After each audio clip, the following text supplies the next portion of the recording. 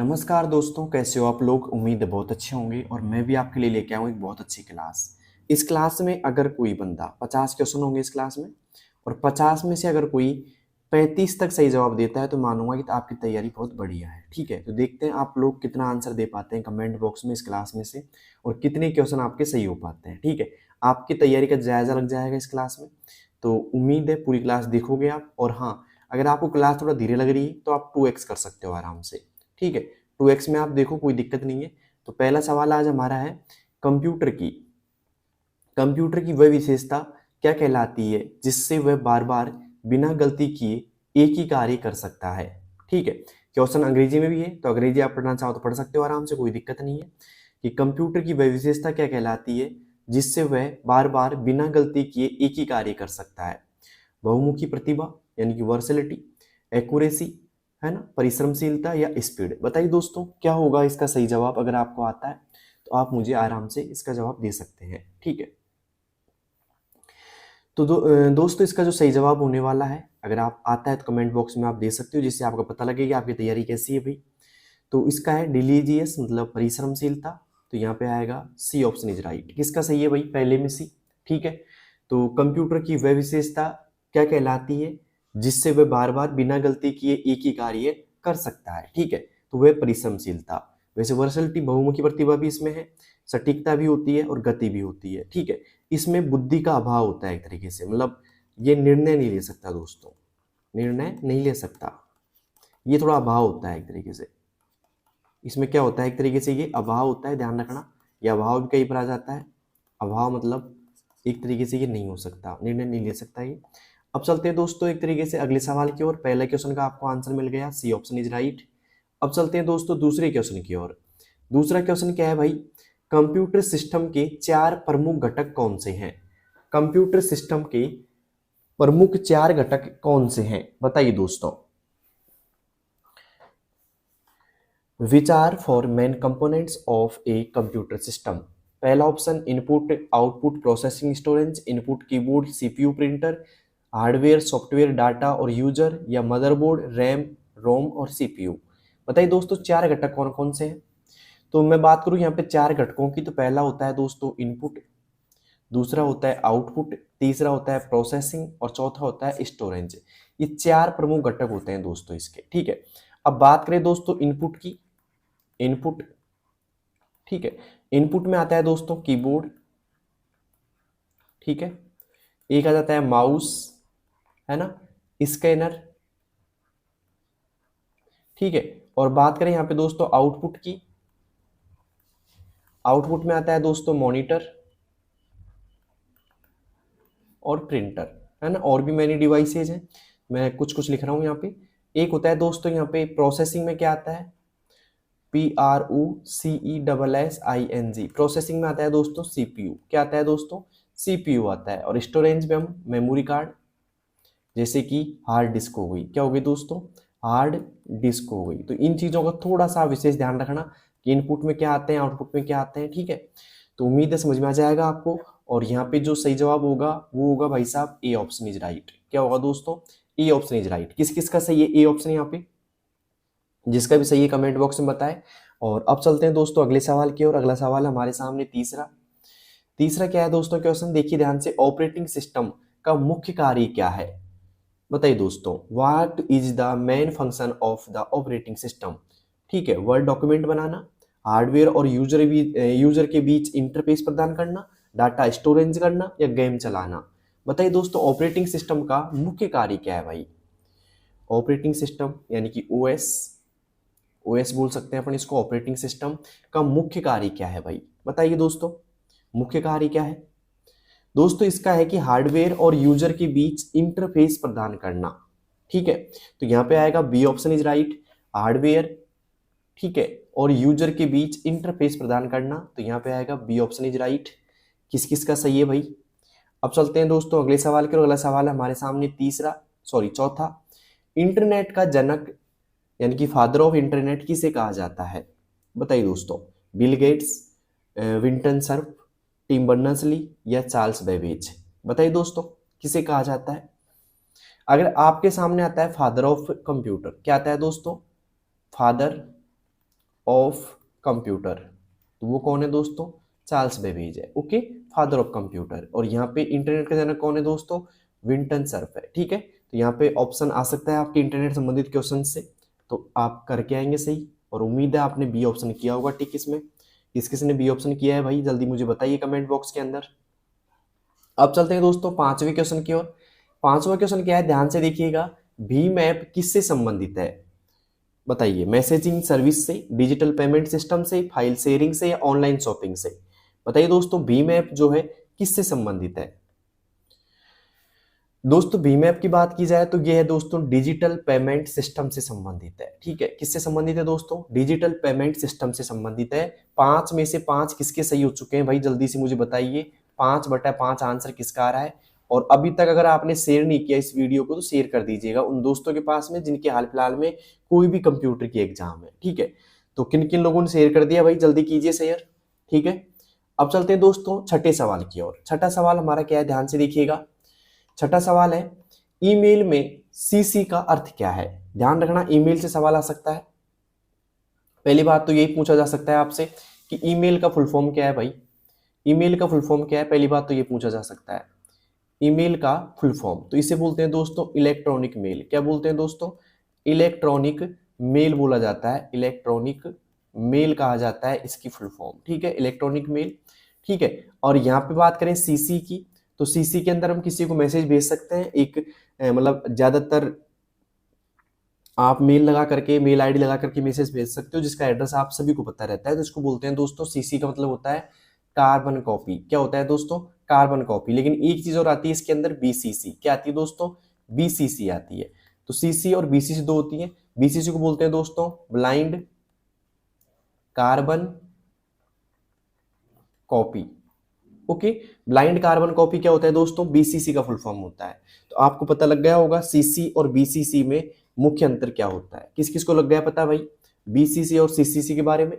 BCC और CC के बारे में, सीसी नहीं सीसी। ओके, तो यहाँ पे आएगा carbon copy. Okay, electronic mail होता है एक तरीके से ईमेल की फुल फॉर्म। और अधिकतम जो मेल, देखो मेल क्या काम आता है? संदेश भेजने का काम आता है। संदेश भेजने या प्राप्त करने का काम आता है। भेजने या प्राप्त करने के आता है। और हम अधिकतम कितने एमबी की फाइल भेज सकते हैं इसमें? 25 एमबी की फाइल भेज सकते हैं। ठीक है, और कौन सा प्रोटोकॉल द्वारा भेज सकते हैं? एसएमटी प्रोटोकॉल द्वारा, एसएमटीपी। ओके, इस प्रोटोकॉल द्वारा हम भेज सकते हैं। ठीक है, इसका फुल फॉर्म होता है सिंपल मेल ट्रांसफर प्रोटोकॉल। ठीक है, तो इन बातों का थोड़ा सा विशेष ध्यान रखना है।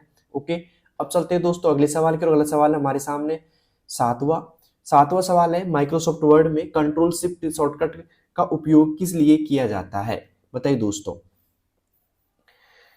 तो यहाँ पे बात की जा रही है कि कंट्रोल के साथ में शिफ्ट और ये प्रेस करेंगे की, तो इससे हम क्या मतलब क्या कर सकते हैं, किस उपयोग के लिए हम किया जा सकता है इसका उपयोग? तो इसका उपयोग किया जाएगा दोस्तों फॉन्ट साइज बढ़ाने के लिए। किसके लिए दोस्तों?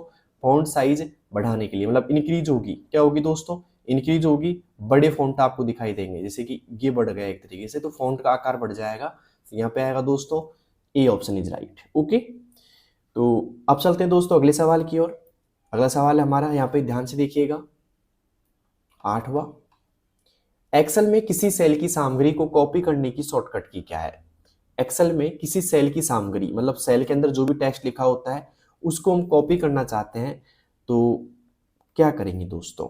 What is the shortcut to copy the content of a cell in Excel?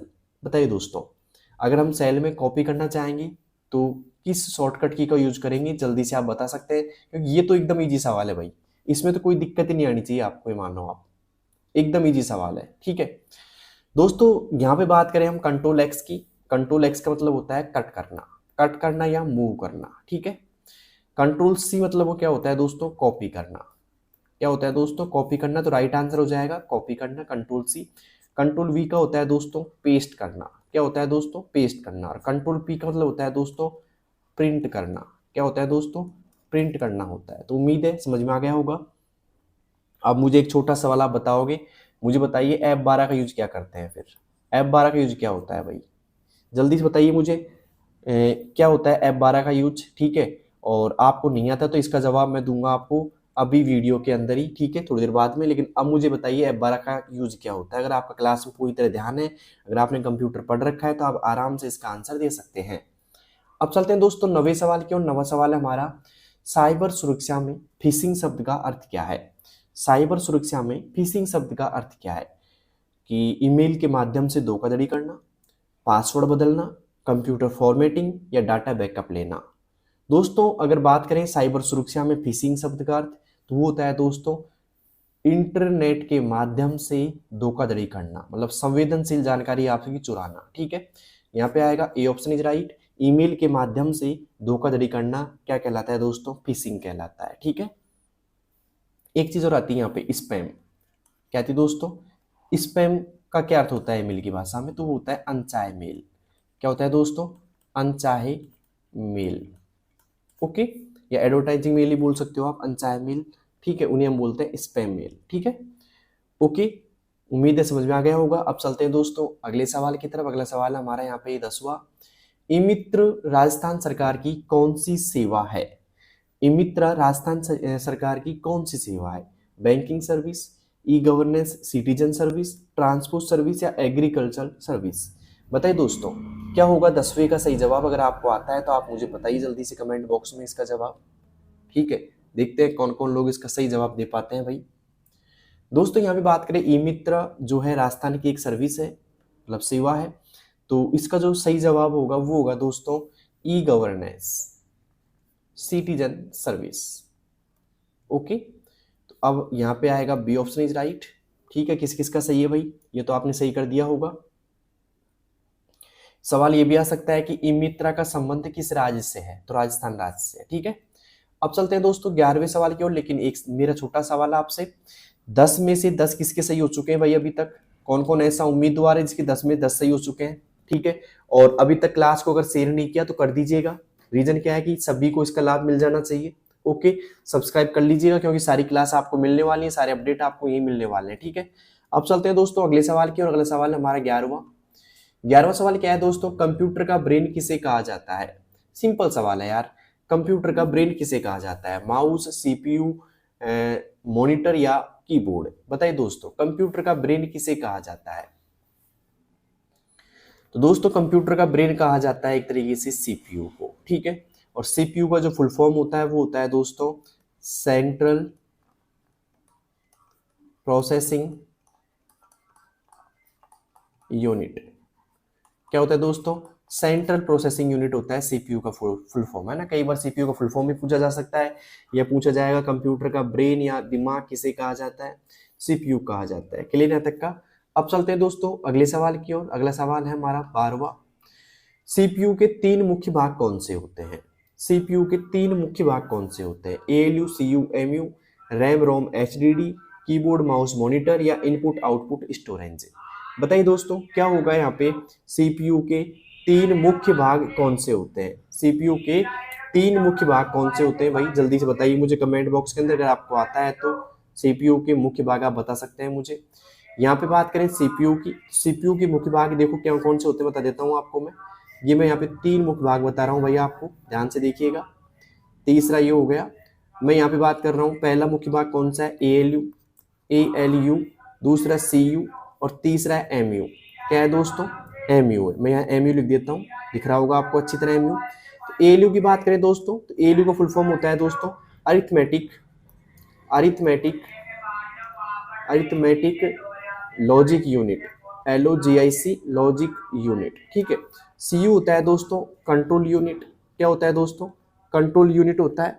और यहाँ पे बात करें दोस्तों एमयू की, तो ये होता है दोस्तों मेमोरी यूनिट। क्या होता है दोस्तों? मेमोरी यूनिट होता है। क्लियर यहाँ तक का? तो यहाँ पे 3 मुख्य भाग होते हैं, ठीक है। और यहाँ पे जो सही जवाब होगा दोस्तों इसका, ये होगा A option is right, ALU, CU और एमयू, ठीक है। एएलयू क्या काम करता है दोस्तों? ये भी आपको आता होगा। ये काम करता है दोस्तों एक तरीके से तार्किक गणनाएं करता है। क्या करता है दोस्तों? तार्किक गणनाएं करता है, ओके। और यहाँ पे सीयू क्या काम करता है दोस्तों? ये निर्देशों को कंट्रोल करता है। क्या करता है दोस्तों? निर्देशों को नियंत्रित करता है, ओके। आप आराम से लिख लेना इनको, निर्देशों को नियंत्रित करता है ये। अब चलते हैं दोस्तों अगले सवाल की और। अगला सवाल है हमारे यहाँ पे 13वां। 13वां सवाल क्या है, ध्यान से देखिएगा, GUI का पूरा नाम क्या है? GUI का पूरा नाम क्या है भाई?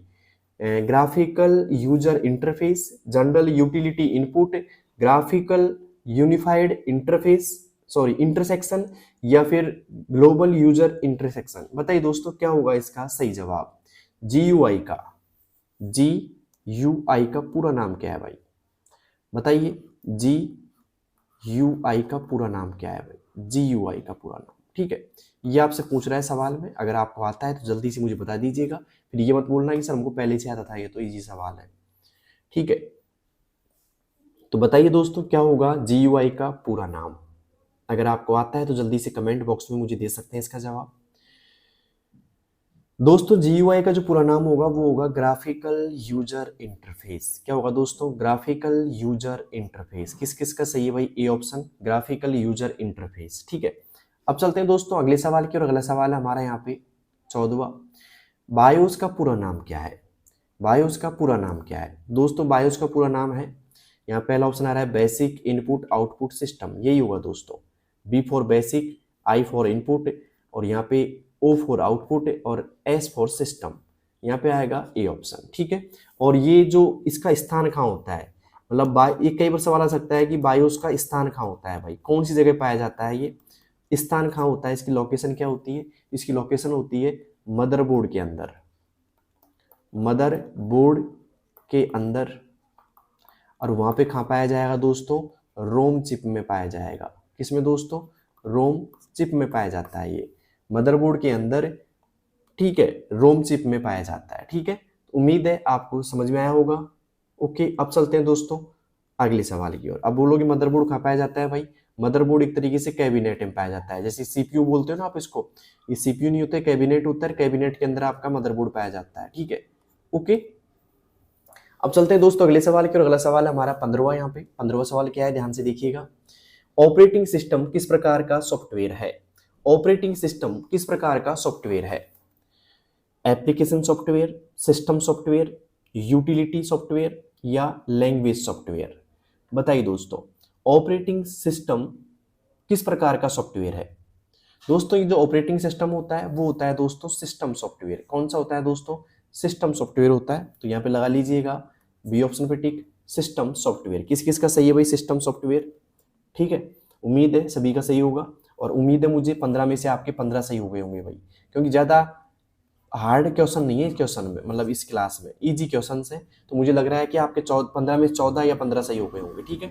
अब चल रहे हैं दोस्तों अगले सवाल की, और अगला सवाल है हमारा 16वां। विंडोज में टास्क बार का उपयोग किस लिए किया जाता है? विंडोज में टास्क बार का उपयोग किस लिए किया जाता है?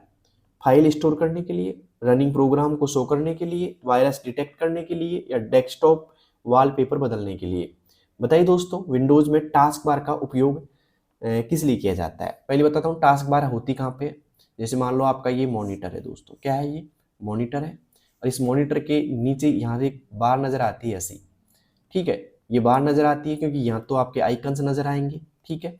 तो ये तो होते हैं आइकन्स। ये जो होती है स्क्रीन, जो स्क्रीन दिखाई देती है आपको, इसे हम बोलेंगे दोस्तों डेस्कटॉप। क्या बोलेंगे? डेस्कटॉप बोलते हैं इसको, ठीक है। और ये टोटल क्या है दोस्तों? मॉनिटर है आपका। ओके, ये मॉनिटर होता है। जो नीचे की जो पट्टी नजर आ रही है, जो बार नजर आ रही है आपको, इस बार को बोलते हैं दोस्तों टास्क बार। क्या बोलते हैं दोस्तों इसको? टास्क बार बोलते हैं, ठीक है। जिसके यहाँ पे इस जगह पे एक बटन दिखाई देता है, उसे हम बोलते हैं दोस्तों स्टार्ट बटन। क्या बोलते हैं? स्टार्ट बटन बोलते हैं इसको, ठीक है। और ये बोल रहा है कि ये क्या किस लिए उपयोग की जाती है? ज्यादातर फाइल स्टोर करने के लिए नहीं, रनिंग प्रोग्राम को शो करने के लिए। जो रनिंग प्रोग्राम होते हैं वो यहाँ पे शो हो जाते हैं इस जगह पे, ठीक है। यहाँ पे दिखाई देंगे कि भाई कौन कौन सा प्रोग्राम चल रहा है अभी, ठीक है। तो यहाँ पे होगा रनिंग प्रोग्राम को शो करने के लिए इसका उपयोग किया जाता है, ठीक है। और कई बार सवाल ये बन जाता है कि टास्क बार का स्थान कहाँ होता है? डेस्कटॉप के निचले होता है, ठीक है। ओके, या डेस्कटॉप के नीचे कौन सी बार पाई जाती है? टास्क बार पाई जाती है। ओके, तो उम्मीद है आपको समझ में आ गया होगा ये सब। और ये रनिंग प्रोग्राम को शो करती है, इसमें स्टार्ट बटन पाया जाता है दोस्तों, और इस जगह पे मतलब लगभग इस जगह पे टाइम और डेट शो होता है, ठीक है। तो टाइम और डेट शो करने के लिए टास्क बार का उपयोग किया जाता है। तो यहाँ पे टाइम और डेट भी शो हो जाएगा आराम से। अब चलते हैं दोस्तों 17वें सवाल की ओर। 17वां है दोस्तों, इंटरनेट की खोज किसने की थी? ये सवाल रिपीट हो चुका है, वैसे मैं इसका जल्दी जवाब दे देता हूँ आपको। विंटन सर्फ ने की थी। इसका सवाल जवाब मैंने पहले भी बता दिया आपको दोस्तों, रिपीट क्वेश्चन है, ठीक है, ध्यान देना, कोई बात नहीं है, लेकिन आपको आना चाहिए, ठीक है। अब चलते हैं दोस्तों अगले सवाल की ओर। अगला सवाल है हमारा यहाँ पे 19वां। वेबसाइट के एड्रेस को क्या कहा जाता है? वेबसाइट के एड्रेस को क्या कहा जाता है, बताइए दोस्तों, बताइए, वेबसाइट के एड्रेस को क्या कहा जाता है भाई? जल्दी से आप बता सकते हैं मुझे। और हाँ, अगर आपको सारे क्वेश्चन चाहिए तो मेरा व्हाट्सअप चैनल है। कौन सा चैनल है दोस्तों? व्हाट्सअप चैनल है एक, ठीक है, उसे ज्वाइन कर लो, लिंक मिल जाएगा आपको कमेंट बॉक्स में, ठीक है, क्योंकि यहाँ पे आपको सारी अपडेट मिलेंगी एग्जाम संबंधित और सारी क्वेश्चंस आपको मिलेंगे, ठीक है। तो व्हाट्सअप चैनल ज्वाइन कर लेना अभी जा करके आप जल्दी से, ठीक है। और हाँ, टेलीग्राम से अगर नहीं जुड़े तो वो भी ज्वाइन कर लो आप, ठीक है। और हाँ, अगर आपको कोई भी डाउट है आपको एग्जाम संबंधित तो मेरा इंस्टाग्राम चैनल है, इंस्टा है मेरा, इंस्टा आईडी दोसा कंप्यूटर वाला, जाके आप फॉलो कर लीजिएगा। और आपके कोई भी सवाल हो एग्जाम संबंधित तो आप मेरे से पूछ सकते हैं, ठीक है। तो वेबसाइट के एड्रेस को क्या कहा जाता है भाई? ठीक है, यूआरएल, डीएनएस, एचटीएमएल या आईपी? बताइए दोस्तों, वेबसाइट के एड्रेस को क्या कहा जाता है? दोस्तों वेबसाइट के एड्रेस को कहा जाता है भाई यूआरएल। क्या कहा जाता है दोस्तों? यूआरएल कहा जाता है, ठीक है। और यूआरएल की पूरा नाम क्या होता है दोस्तों? यूनिफॉर्म, कई बार आ जाता है, यूनिफॉर्म रिसोर्स लोकेटर, ठीक है, लोकेटर, ठीक है। डीएनएस का क्या होता है दोस्तों? डीएनएस का होता है डोमेन नेम सिस्टम, ओके, इसका पूरा नाम होता है डोमेन नेम सिस्टम। एचटीएमएल का पूरा नाम क्या होता है दोस्तों? हाइपर टेक्स्ट ट्रांसफर प्रोटोकॉल, ठीक है, प्रोटोकॉल, ओके। और आईपी का पूरा नाम क्या होता है दोस्तों? आईपी का पूरा नाम होता है दोस्तों इंटरनेट प्रोटोकॉल, ठीक है। थोड़ा सा ध्यान देना है यहाँ पे कि आईपी का पूरा नाम क्या होता है? Internet protocol. एचटीएमएल का क्या होता है दोस्तों? हाइपर टेक्स्ट ट्रांसफर प्रोटोकॉल, ठीक है। और यहाँ पे बात करें हम, एक मिनट, सॉरी, एचटीएमएल का पूरा नाम क्या होता है? यहाँ पे गड़बड़ होगी थोड़ी सी, इसको मैं ठीक कर देता हूँ वापस से, एक मिनट। देखो, हाइपर टेक्स्ट ट्रांसफर प्रोटोकॉल नहीं होता दोस्तों इसका, यहाँ पे इसका जो सही जवाब होगा वो होगा दोस्तों, एक मिनट मैं वापस कर देता हूँ, ओके। एचटीएमएल का पूरा नाम होता है दोस्तों हाइपर टेक्स्ट, है ना, टेक्स्ट, और यहाँ पे होगा मार्कअप लैंग्वेज। क्या होगा दोस्तों? Markup language, okay. Hyper text markup language होगा दोस्तों एचटीएमएल का, ठीक है ना। हाइपर टेक्स्ट मार्कअप लैंग्वेज होगा एचटीएमएल की फुल फॉर्म, ठीक है। और यहाँ पे डीएनएस का क्या होगा दोस्तों? डोमेन नेम सिस्टम होता है। और यहाँ पे यूनिफॉर्म रिसोर्स लोकेटर किसका होगा दोस्तों? यूआरएल का होगा, ठीक है। और आईपी की बात करें तो इंटरनेट प्रोटोकॉल होगा। क्लियर यहाँ तक का? तो एचटीएमएल का फुल फॉर्म क्या होता है? हाइपर टेक्स्ट मार्कअप लैंग्वेज होगा। क्लियर यहाँ तक का? अब चलते हैं दोस्तों अगले सवाल की ओर। अगला सवाल है हमारा यहाँ पे 19वां। 19 सवाल क्या है, ध्यान से देखिएगा दोस्तों। HTTP का पूरा नाम क्या है? HTTP का पूरा नाम क्या है भाई? ठीक है, तो यहाँ पे मैंने बता दिया था HTML का पूरा नाम ऐसा। तो HTTP का पूरा नाम होता है दोस्तों हाइपर टेक्स्ट ट्रांसफर प्रोटोकॉल होता है। हाइपर टेक्स्ट ट्रांसफर प्रोटोकॉल होता है, ए ऑप्शन इज राइट, ठीक है। तो ध्यान रखना, आप भी HTML और HTTP की जो फुल फॉर्म है उसमें कंफ्यूज मत हो जाना, ठीक है। तो HTTP की जो फुल फॉर्म है हाइपर टेक्स्ट ट्रांसफर प्रोटोकॉल होती है, ठीक है। अब चलते हैं दोस्तों 20वें सवाल की ओर। 20वां सवाल आज का हमारा है, ध्यान से देखिएगा। इंटरनेट में आईपी एड्रेस का उपयोग किस लिए होता है? इंटरनेट में आईपी एड्रेस का उपयोग किस लिए होता है? अभी मैंने बताया था ना, आईपी का फुल फॉर्म क्या होता है? इंटरनेट प्रोटोकॉल होता है। क्या होता है दोस्तों? इंटरनेट प्रोटोकॉल होता है। थोड़ा ध्यान देना इसका, क्योंकि आ सकता है एग्जाम के अंदर। और ये जो उपयोग होता है वो क्यों किया जाता है? कंप्यूटर की पहचान करने के लिए, पासवर्ड स्टोर करने के लिए, फाइल भेजने के लिए, या इंटरनेट स्पीड बढ़ाने के लिए? बताइए दोस्तों, इसका उपयोग होता है जो क्यों किया जाता है? अगर आपको आता है तो आप मुझे बता सकते हैं कि इसका उपयोग क्यों किया जाता है भाई। तो इसका उपयोग किया जाता है दोस्तों कंप्यूटर की पहचान करने के लिए, ठीक है। उम्मीद है समझ में आ गया होगा। कंप्यूटर की पहचान करने के लिए आईपी एड्रेस का प्रयोग किया जाता है, ठीक है। अब चलते हैं दोस्तों अगले सवाल की ओर। अगला सवाल है हमारा 21वां। लेकिन मुझे बताइए 20 में से 20 किस शख्स के सही हो चुके हैं? 20/20 रिजल्ट किसका आ रहा है भाई, ठीक है, जल्दी से मुझे बताइएगा। अब चलते हैं दोस्तों अगले सवाल की ओर। अगला सवाल है हमारा यहाँ पे 21वां। यूपीआई का अर्थ क्या है? बताइए दोस्तों, full form of UPI. UPI का अर्थ क्या है? तो दोस्तों यूपीआई का जो अर्थ है वो है दोस्तों यूनिफाइड पेमेंट इंटरफेस। क्या है दोस्तों? Unified payment interface. A option is right, unified payment interface. किस किस का सही है भाई? 21वां। अब चलते हैं दोस्तों 22वें क्वेश्चन की ओर। 22वां क्वेश्चन क्या है, ध्यान से देखिएगा। एनपीसीआई का पूरा नाम क्या है? एनपीसीआई का पूरा नाम क्या है? बताइए। National payment corporation of India, national public communication of India, national payment commission of India, या इनमें से कोई नहीं? बताइए दोस्तों, नन ऑफ दीज। तो एनपीसीआई का पूरा नाम क्या है भाई? अगर आपको आता है तो बताइए जल्दी से, कमेंट बॉक्स में आंसर देते रहिएगा। क्लास से बोर हो रहे हैं तो बोर मत होना, क्योंकि इंपॉर्टेंट क्लास है भाई, ठीक है। और उम्मीद है आपको समझ में आ रही होगी। किस किस को समझ में आ रही क्लास, जल्दी से मुझे कमेंट बॉक्स में जरूर बताना। दोस्तों यहाँ पे एनपीसीआई का पूरा नाम होगा national payment corporation of India, ठीक है। ए ऑप्शन इज राइट। क्या होगा दोस्तों? ए ऑप्शन इज राइट। यहाँ पे लगाएंगे एपीटी कम, ये ऑप्शन इज राइट, ठीक है। अब चलते हैं दोस्तों अगले सवाल की ओर। अगला सवाल है हमारा यहाँ पे 23वां। 23वां क्वेश्चन क्या है? डिजिटल लेन देन के लिए कौन सा ऐप सरकार द्वारा बनाया गया है? बताइए दोस्तों।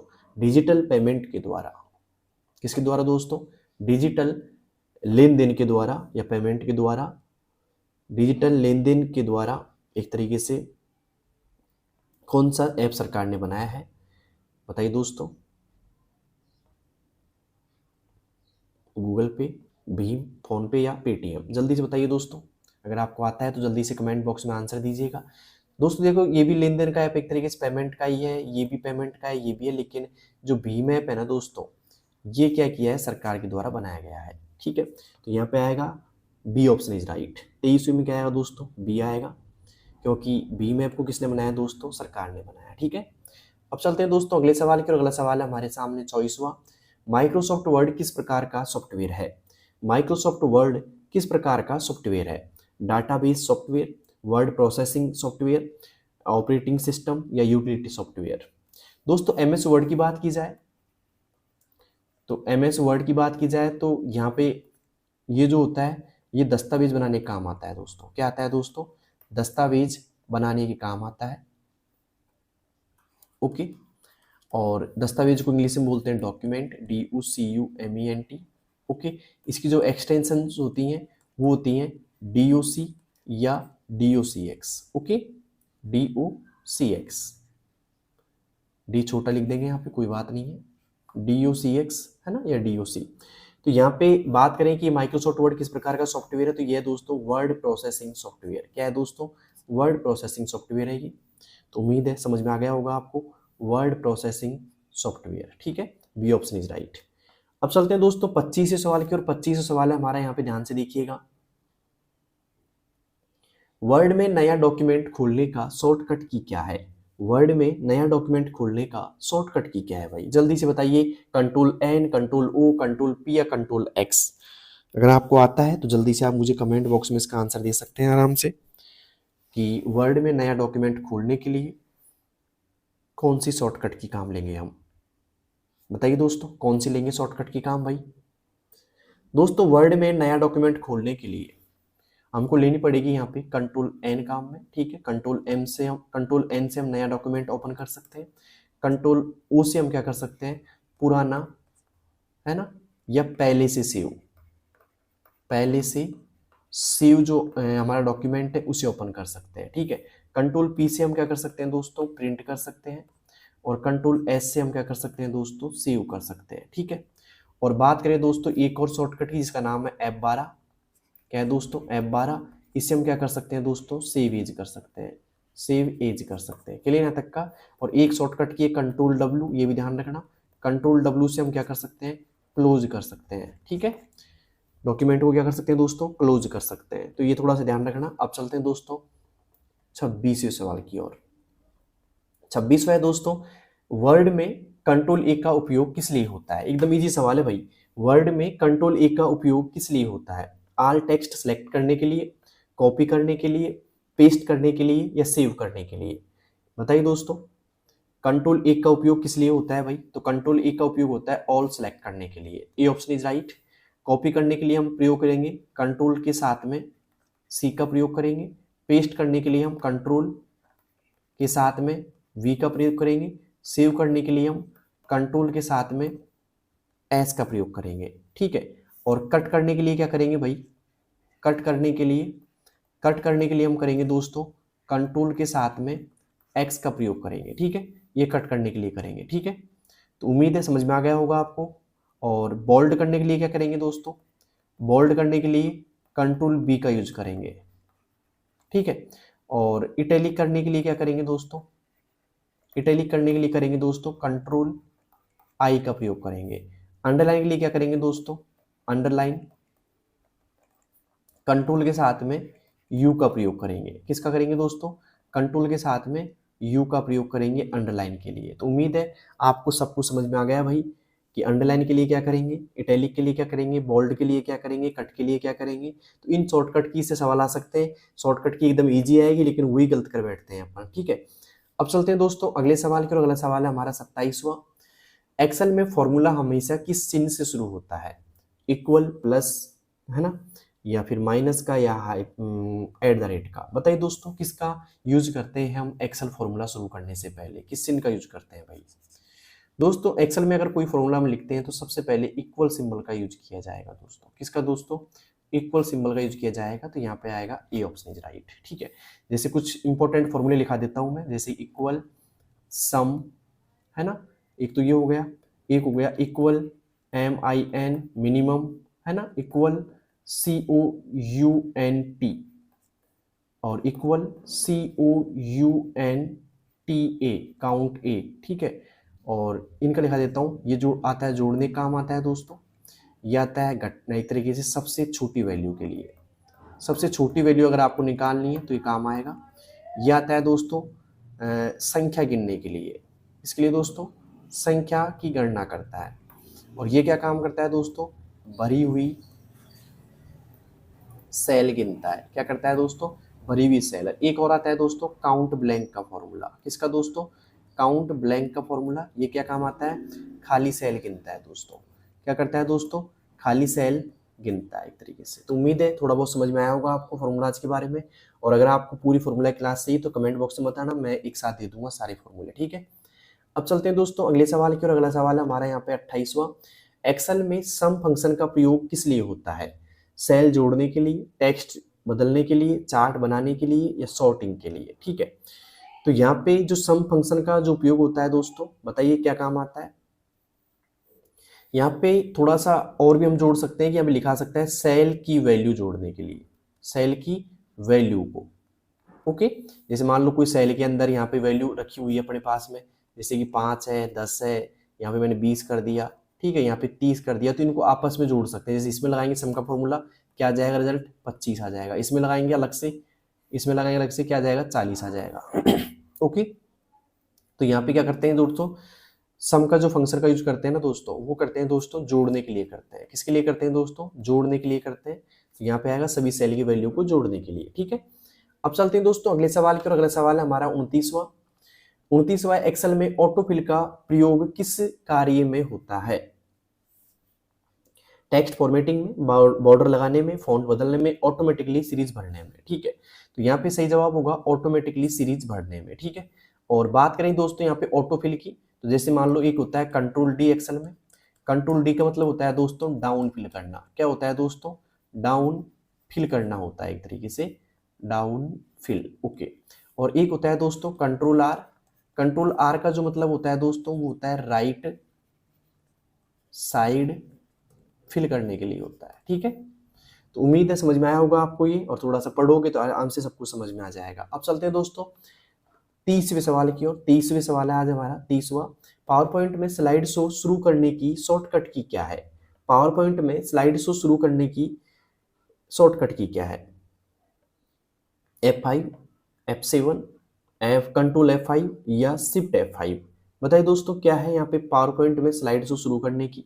ठीक है दोस्तों, पावर पॉइंट के अंदर स्लाइड शो शुरू करने की जो शॉर्टकट की है वो है F7। क्या है दोस्तों? F7 है। उम्मीद है समझ में आ गया होगा 30वां। अब चलते हैं 31वीं की ओर। पावर पॉइंट में थीम का उपयोग क्यों किया जाता है या किस लिए किया जाता है? बताइए दोस्तों। Use of theme in power point, animation हटाने के लिए, फाइल साइज घटाने के लिए, प्रेजेंटेशन को आकर्षक बनाने के लिए, स्लाइड डिलीट करने के लिए। बताइए दोस्तों पावर पॉइंट में थीम का उपयोग किस लिए होता है? अगर आपको आता है तो आप मुझे बता सकते हैं जल्दी से। पावर पॉइंट में थीम का उपयोग किस लिए होता है भाई? किस लिए होता है भाई? दोस्तों क्लास कैसी लग रही है? अच्छी लग रही है तो आप मुझे लाइक कर सकते हैं और अपने दोस्तों के पास इस क्लास को शेयर कर सकते हैं। मुझे पता है आप बहुत ज़्यादा बोर हो चुके हैं, बहुत ज़्यादा थक चुके हैं क्लास से, लेकिन क्या करें यार, एग्जाम में पास होना है तो क्लास तो दिखनी पड़ेगी। ठीक है, तो बताइए दोस्तों पावर पॉइंट में थीम का उपयोग किस लिए होता है?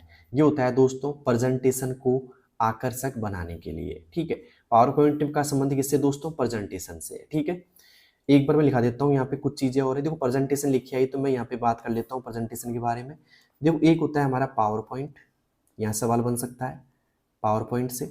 एक होता है हमारा MS वर्ड, एक होता है हमारा एक्सेल, MS एक्सेल। ठीक है, तो यहाँ से कुछ सवाल बन सकते हैं। जैसे मान लो पावर पॉइंट का संबंध किससे है दोस्तों? प्रेजेंटेशन से। किससे दोस्तों? प्रेजेंटेशन से है। ओके, प्रेजेंटेशन लिख दिया मैंने। और MS वर्ड का है दोस्तों डॉक्यूमेंट से संबंध है इसका। ओके, और एक्सेल का क्या है? जिससे स्प्रेडशीट से संबंध है दोस्तों।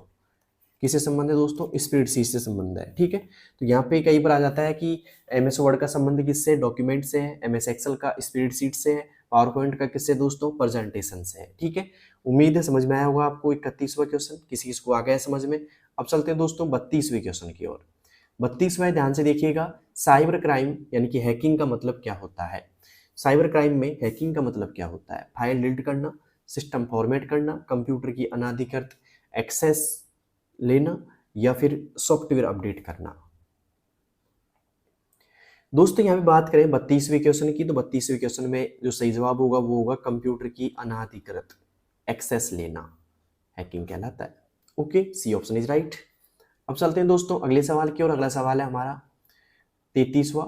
फायरवॉल का उपयोग किस लिए किया जाता है? अनऑथराइज एक्सेस रोकने के लिए, डाटा कंप्रेस करने के लिए, फाइल डिलीट करने के लिए, या बैकअप लेने के लिए। बताइए दोस्तों किस काम आएगा फायरवॉल का उपयोग? दोस्तों फायरवॉल का जो उपयोग होगा वो होगा अनऑथराइज एक्सेस रोकने के लिए। क्या दोस्तों? अनऑथराइज एक्सेस रोकने के लिए। A option is right, unauthorise access रोकने के लिए। ओके, उम्मीद है 33वां आपको समझ में आ गया होगा भाई। अब चलते हैं दोस्तों अगले सवाल की ओर। अगला सवाल है हमारा 34वां। 34वां क्या है दोस्तों? साइबर सिक्योरिटी में OTP का पूरा नाम क्या है?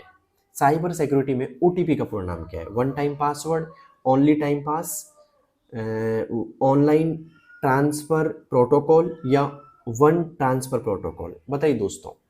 दोस्तों OTP का जो यहाँ पे साइबर सिक्योरिटी में पूरा नाम है एक तरीके से वो है दोस्तों वन टाइम पासवर्ड। क्या है दोस्तों? वन टाइम पासवर्ड होगा। A option is right. किस किस का सही है भाई वन टाइम पासवर्ड? ठीक है, अब चलते हैं दोस्तों अगले सवाल की ओर। अगला सवाल है आईटी का उपयोग किस क्षेत्र में नहीं होता है?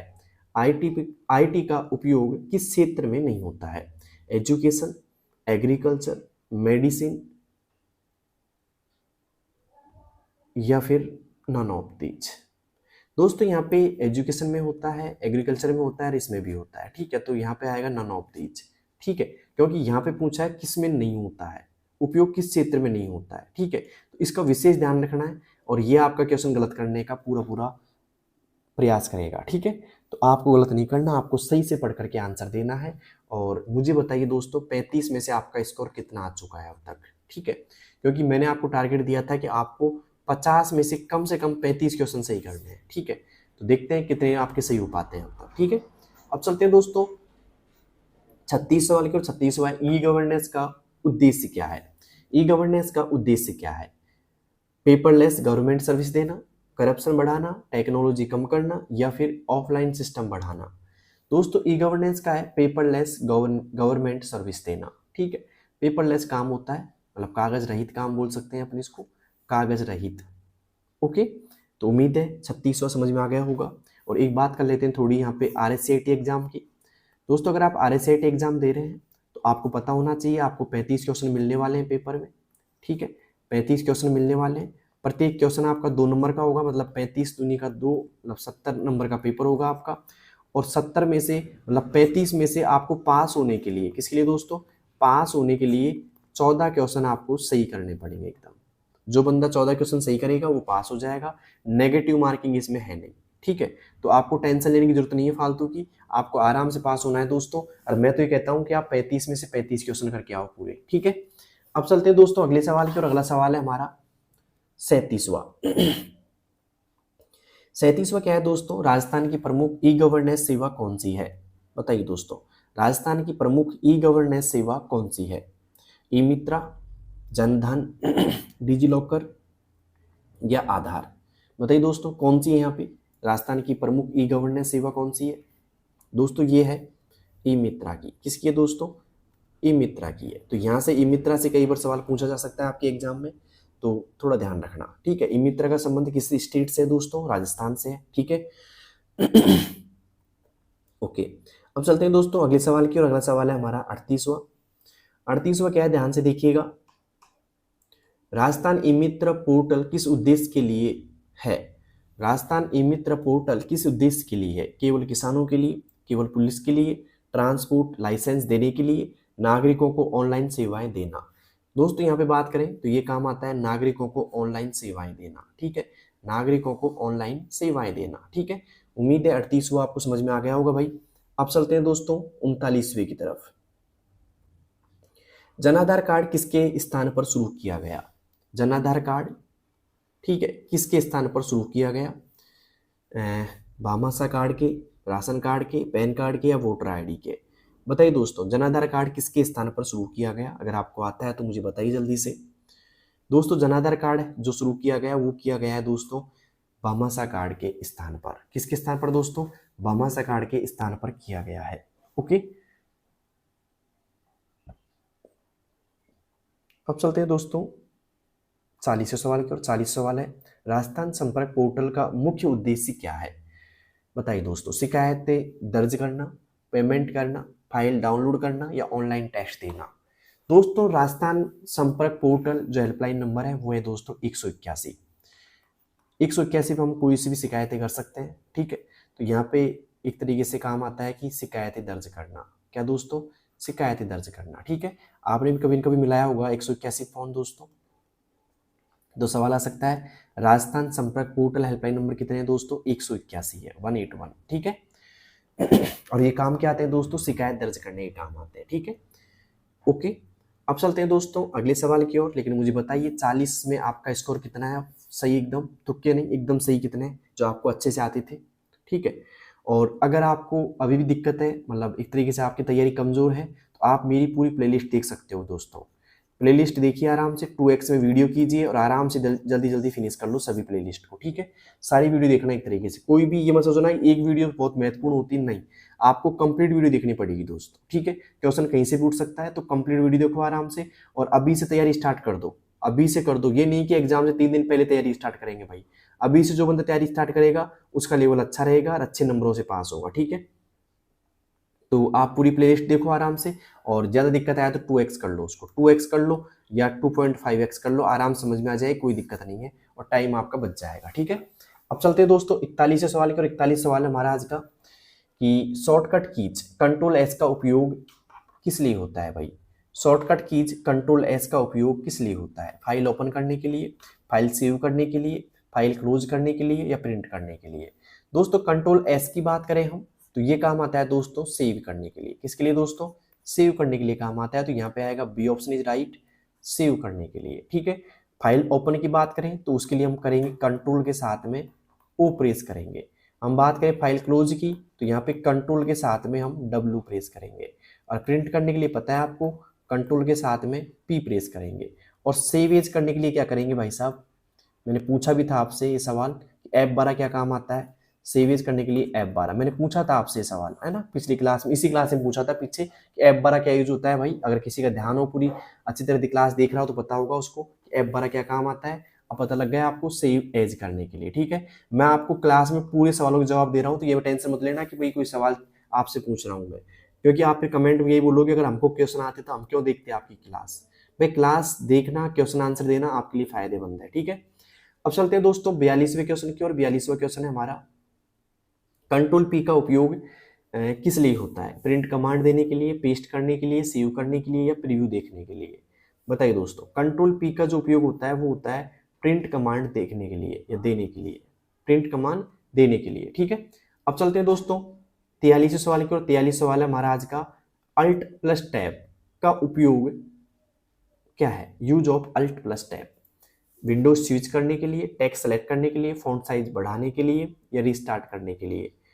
अल्ट प्लस टैब जो उपयोग होता है दोस्तों, अल्ट प्लस टैब ये होता है दोस्तों, एक तरीके से हम बात कर सकते हैं विंडोज स्विच करने के लिए। किसके लिए दोस्तों? विंडोज स्विच करने के लिए होता है, ठीक है। अब चलते हैं दोस्तों अगले सवाल की, और अगला सवाल है हमारा यहाँ पे 44, पीडीएफ का पूरा नाम क्या है? पीडीएफ का पूरा नाम क्या है? Portable document format, public document file, portable data file, personal document format? बताइए दोस्तों अगर आपको आता है पीडीएफ का पूरा नाम। दोस्तों पीडीएफ का जो पूरा नाम है वो है दोस्तों पोर्टेबल डॉक्यूमेंट फॉर्मेट। क्या है दोस्तों? पोर्टेबल डॉक्यूमेंट फॉर्मेट है। क्लियर है तक का? तो आ सकता है पीडीएफ का पूरा नाम। और 44 में से आपके कितने सही हो चुके हैं भाई, जल्दी से मुझे बताइएगा, ठीक है। कई बार ये लगता है ना कि ये तो बहुत इजी क्वेश्चन है, ये तो एग्जाम में नहीं आएगा, अक्सर वही क्वेश्चन आ जाता है कई बार, ध्यान रखना इस चीज का। इजी क्वेश्चन ज्यादा आते हैं क्लास के अंदर, तो आपको पूरा प्रयास करना है, ठीक है, कि गलत ना हो आपके। अब चलते हैं दोस्तों अगले क्वेश्चन की ओर। अगला क्वेश्चन है हमारा यहाँ पे 45। 45 क्या है दोस्तों? यूआरएल का पूरा नाम क्या है? वैसे बता चुका हूं, अगर क्लास आपने ध्यान से देखी हो तो मैंने इसका जवाब दे चुका हूं इस क्लास में। पहला option universal resource link, user reference locator, या यूनिफॉर्म रिसोर्स लोकेटर, या फिर यूनिफॉर्म रजिस्टर लिंक? बताइए दोस्तों यूआरएल का पूरा नाम क्या है भाई? दोस्तों यूआरएल का जो पूरा नाम है वो है यूनिफॉर्म रिसोर्स लोकेटर। क्या है दोस्तों? Uniform resource locator. ओके, उम्मीद है समझ में आ गया होगा आपको यूनिफॉर्म रिसोर्स लोकेटर। अब चलते हैं दोस्तों 46वें सवाल की ओर। 46वां है, आईसीटी का पूरा नाम क्या है? आईसीटी का पूरा नाम क्या है? Full form of ICT, information and communication technology, internal computer technology, internet communication tool, या इंटरनेशनल कंप्यूटिंग टेक्नोलॉजी? बताइए दोस्तों क्या होगा आईसीटी का पूरा नाम? अगर आपको आता है तो बताइए मुझे जल्दी से, आईसीटी का पूरा नाम क्या है भाई? आपको देता हूं मैं यहाँ पे 5 सेकंड का समय, और 5 सेकंड के अंदर आप मुझे बताइए आईसीटी का पूरा नाम क्या है। आपके ऊपर इंपॉर्टेंट हो सकता है क्वेश्चन, ठीक है, जल्दी बताइए।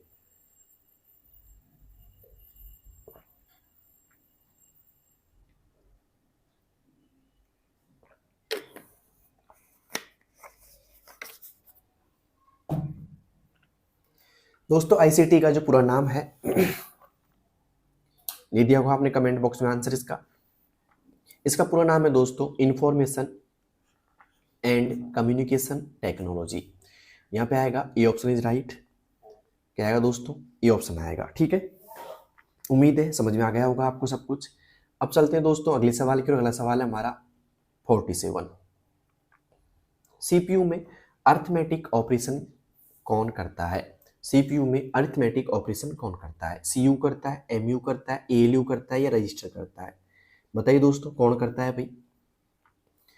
दोस्तों यहाँ पे बात करें सीपीयू में अरिथमेटिक जो ऑपरेशन करता है वो करता है एएलयू करता है। कौन करता है दोस्तों? एएलयू करता है।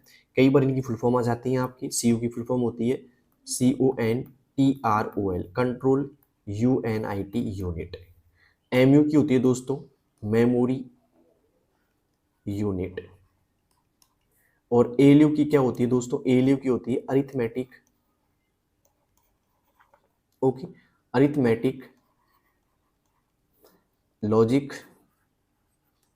यूनिट।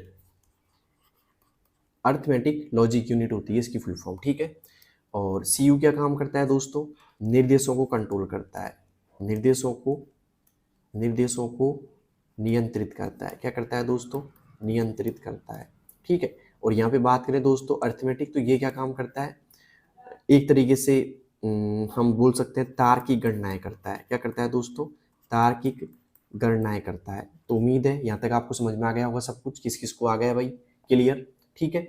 तो यहाँ पे अरिथमेटिक जो ऑपरेशन करता है दोस्तों वो करता है एएलयू। सवाल है सीपीयू में निर्देशों कंट्रोल कौन करता है, सीयू करता है, ठीक है।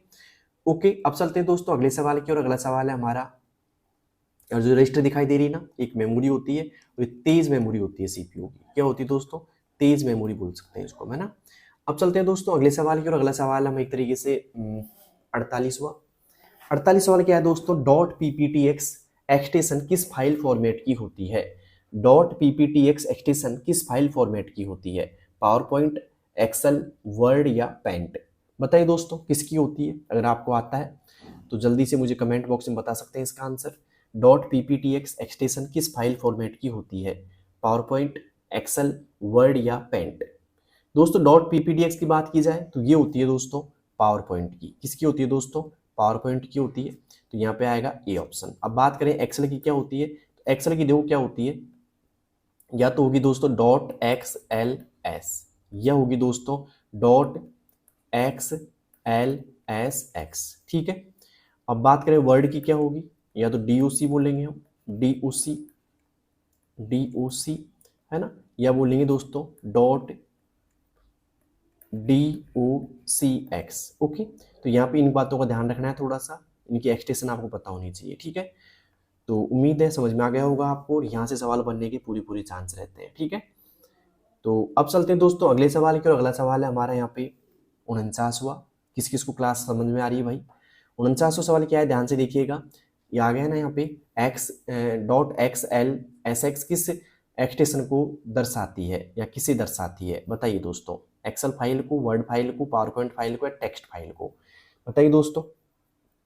तो ये दर्शाती दोस्तों एक्सेल फाइल को, है ना।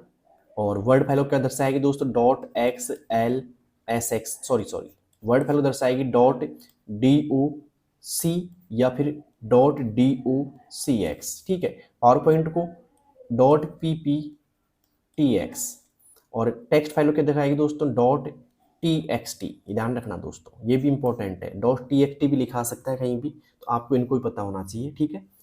तो उम्मीद है समझ में आ गया होगा आपको अच्छे से, और अच्छी क्लास आपको लग रही होगी। साथ में कई बच्चों का क्वेश्चन ये है दोस्तों कि जो एग्जाम होगी, अगर RSAT की एग्जाम की बात करें तो किस पे होगी दोस्तों, तो वो होगी दोस्तों OMR सीट पे। किस पे होगी दोस्तों, OMR सीट पे होगी। और OMR सीट ऐसी कुछ दिखाई देती है, जो नए बच्चे वो देख लेना, पुराना तो पता होगा सबको। ऐसी एक सीट मिलती है जहाँ पे आपको यहाँ पे खुद की डिटेल, नाम वगैरह भरना पड़ता है, और यहाँ पे ऐसे ऑप्शन दिखाई देते हैं, जैसे कि 4 गोले आपको नजर आएंगे यहाँ पे, और आपको जैसे पहला क्वेश्चन, दूसरा क्वेश्चन, ठीक है। जैसे मान लो ये 49 का क्वेश्चन आपको भरना है यहाँ पे, तो इसमें कौन सा सही है, ए ऑप्शन चाहिए, तो आपको ए वाला गोला काला करना है, और ए की यहाँ पे मतलब एक तरीके से कलर में करना है। ये नहीं कि दो दो भर रहे हैं अपन, दो भरोगे तो गलत हो जाएंगे। यहाँ पे ऑप्शन नजर आते हैं A, B, C और D, ऐसे, है ना। तो जिसमें आपको सही लगे वो आप भर दीजिएगा ऐसे कैसे, और तरीके से भरना है, दो दो नहीं भरना। कई लोग क्या कर देते हैं, दो दो भर देते हैं, तो वो क्वेश्चन रिजेक्ट हो जाएगा आपका, ठीक है। तो एक एक ही यहाँ पे जो सर्किल है उसको ब्लैक करना है, या जो भी ब्लू करना है, जो भी आप पेन लेके जाते हो वैसे कर देना, ठीक है। और आराम से करना है, कोई दिक्कत नहीं है। 1 घंटे का समय मिलेगा आपको, तो 1 घंटे में आप आराम से 35 क्वेश्चन कर सकते हो, ठीक है। अब चलते हैं दोस्तों अगले सवाल की, और अगला सवाल है हमारा आज का 50वां। कंप्यूटर में इनपुट डिवाइस का उदाहरण कौन सा है। कंप्यूटर में इनपुट डिवाइस का उदाहरण कौन सा है, विच an example of input device, ठीक है। बताइए दोस्तों कौन सा है, कीबोर्ड है, प्रिंटर है, मॉनिटर है, स्पीकर है। अगर आपको आता है इनपुट डिवाइस के बारे में कुछ, तो आप इसका आंसर आराम से दे सकते हैं, ठीक है। मैं भी यही चाहता हूँ कि भाई आप आंसर दो आराम से इसका, ठीक है, और कोई गलती ना करे। मैं यही चाहता हूँ आपसे कि गलती ना करो, आराम से इसका आंसर दे दो, ठीक है। दोस्तों यहाँ पे बात करें इनपुट डिवाइस की, तो इनपुट डिवाइस का उदाहरण कौन सा है, कौन सा है। कीबोर्ड इनपुट डिवाइस है, ठीक है। प्रिंटर आउटपुट डिवाइस है, मॉनिटर आउटपुट डिवाइस है, आउटपुट डिवाइस। और स्पीकर भी कौन सा है दोस्तों, आउटपुट डिवाइस है, ठीक है। क्लियर है तक का। तो यहाँ पे कौन सा सही रहेगा भाई, कीबोर्ड रहेगा, ठीक है। क्या रहेगा दोस्तों, कीबोर्ड रहेगा। अब यहाँ पे थोड़ी सी बात कर ले प्रिंटर के बारे में और मॉनिटर के बारे में। तो ये तो कौन सी है दोस्तों, प्रिंटर जो होता है हार्ड कॉपी आउटपुट होता है। कौन सा होता है दोस्तों, हार्ड कॉपी आउटपुट। और मॉनिटर होता है सॉफ्ट कॉपी आउटपुट। कौन सा होता है दोस्तों, सॉफ्ट कॉपी आउटपुट होता है। क्लियर यहाँ तक का? ओके। और ये जो स्पीकर होता है वो होता है एक तरीके से हम इसको बोल सकते हैं ध्वनि आउटपुट। क्या बोल सकते हैं दोस्तों? ध्वनि आउटपुट, क्योंकि आवाज को बाहर निकालता है। ठीक है, तो उम्मीद है आपको समझ में आई होगी 50 क्वेश्चनों की क्लास। तो कैसी लगी आपको मेरी 50 क्वेश्चन वाली क्लास, ये मुझे कमेंट बॉक्स में बताना। ठीक है, अगली क्लास जल्दी आने वाली है, तो इस क्लास को आप बिल्कुल रेडी कर लो। और जो मैंने ऑप्शन समझाया ना आपको, उन ऑप्शनों को थोड़ा सा ये ध्यान रखना। कई लोग क्या समझते हैं कि सर जो क्वेश्चन आप दे रहे हो वही क्वेश्चन आएंगे ना सेम, तो भाई मैं क्या भगवान हो गया जो पता लगेगा कि यही क्वेश्चन सेम आएंगे? मैं एग्जाम बेसिस बना रहा हूँ दोस्तों। ठीक है, आपको अगर बेटर तैयारी करनी है तो जो मैं बता रहा हूँ ना ऑप्शन, उनको देखना है। क्वेश्चन घुमा फिरा के ऐसे ही आता है आने को, तो लेकिन आप मत घूमना क्वेश्चन के साथ साथ में, आपको सही जवाब टिक करना है। ठीक है, तो सीधी सी बात ये है दोस्तों कि आपको अच्छी तरह पढ़ाई करनी है इसमें, और साथ साथ में जो आपको हार्ड क्वेश्चन लगे उनको आप नोटबुक में नोट कर लीजिएगा। ठीक है, और साथ में अगर आपको और तैयारी बेटर करनी है तो प्लेलिस्ट वीडियो जो आपको मिल जाएगा लिंक है ना कमेंट बॉक्स में, या आप डायरेक्ट भी एक तरीके से देख सकते हो प्लेलिस्ट, है ना। प्लेलिस्ट में जाइए और कंप्लीट वीडियो देखो। और समय अगर आपको ज़्यादा लग रहा है तो आप 2x भी कर सकते हैं वीडियो की स्पीड, जिससे आपको आधा ही समय लगेगा और आराम से आपकी क्लास पूरी हो जाएगी, तैयारी एकदम बेटर हो जाएगी। ठीक है, और मिलते हैं दोस्तों नेक्स्ट वीडियो में। तब तक के लिए अगर आपने शेयर नहीं किया अभी तक भी तो शेयर कर दो अपने दोस्तों के पास में। ठीक है, और मिलते हैं दोस्तों अगली वीडियो में। तब तक के लिए बेस्ट ऑफ लक, धन्यवाद, थैंक यू।